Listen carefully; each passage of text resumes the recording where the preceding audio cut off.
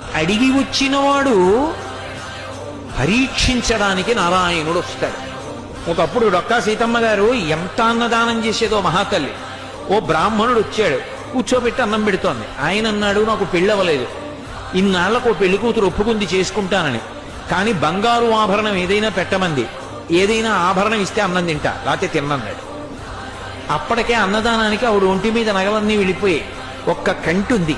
ఆవిడ భర్త వంక చూసి కంటి ఇచ్చేస్తానంది. ఆయన పక్కకి రమ్మనన్నాడు, అన్నీ అయిపోయాయే, ఆ కంటె ఒకటే ఉంది. ధూర్త బ్రాహ్మణుడు అన్నం పెడితే బంగారం అడుగుతున్నాడు, ఇవ్వకు, తినకపోతే పోతాడన్నాడు. తప్పు. అతిథి విష్ణుస్వరూపం, అభ్యాగతి స్వయం విష్ణు. కాబట్టి ఆయనకి అన్నం పెట్టినప్పుడు బంగారం ఇచ్చేస్తాను. ఏమవుతుంది, పెళ్లి చేసుకుంటాడు, మంచిదేగా. కంటె ఒంటి మీద ఉంటే ఏమవుతుంది, శాశ్వతమా? పుణ్యం శాశ్వతం, ఇస్తానంది, నీ ఇష్టం ఈ. కంటె తీసి ఇచ్చింది. ఆ కంటె తీసుకెళ్లి అరిటాక్ కింద పెట్టి ఆయన అన్నం తినేశాడు సంతోషంగా. ఉత్తరాపోసనం పట్టాడు, చేయగడుక్కోవడానికి బయటికి వెళ్ళాడు. ఊరంతా కలిపి ఎంత ఉంటుంది ఆ గన్నవరం. కాబట్టి ఆ బంగారు కంటె కనపడింది ఆకెత్తుతుంటే సీతమ్మ గారికి.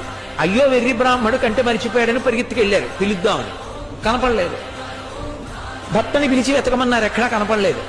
అయ్య బ్రాహ్మణుడు ఇంత కంటె అడిగాడు, వెళ్ళిపోయాడని పడుకుని నిద్రపోయారు. ఆవిడికి కలలో శ్రీ మహావిష్ణువు కనపడ్డారు.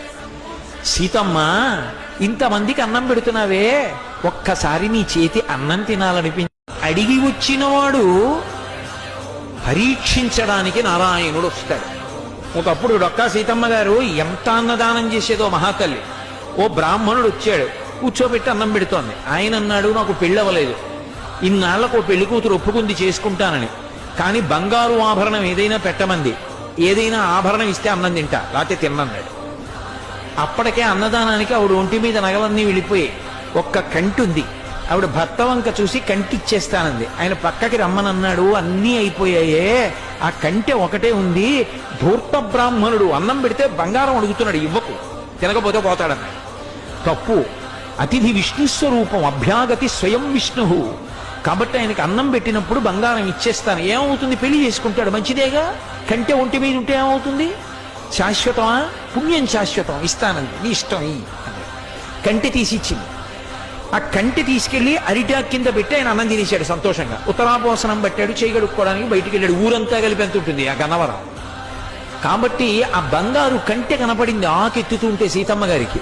అయ్యో వెర్రి బ్రాహ్మడు కంటె మరిచిపోయాడని పరిగెత్తుకెళ్ళారు పిలుద్దామని. కనపడలేదు.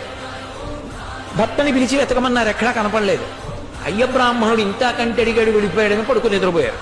ఆవిడికి కలలో శ్రీ మహావిష్ణువు కనపడ్డారు. సీతమ్మ, ఇంతమందికి అన్నం పెడుతున్నావే, ఒక్కసారి నీ చేతి అన్నం తినాలనిపించి.